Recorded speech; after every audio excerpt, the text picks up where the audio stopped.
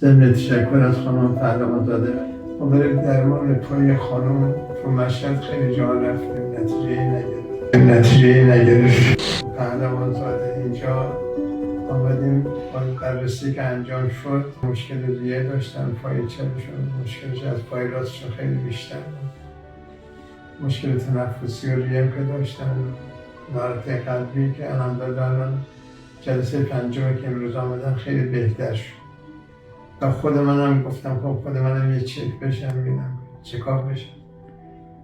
دیدم که مشکل پروستات دارم که خودم خیلی در جریانش نیستم، نارتی ریوی دارم، یک مقداری مشکل قلبی دارم که اینم الحمدلله الان جلسه چهارم. من قبلا که راه میرفتم یه مقداری که راه میرفتم با تنگی نفس مواجه شدم، مشکل داشتم. الان که این چند روز که من جلسه آمدم راه میرم اون مشکل خیلی زیاد برطرف.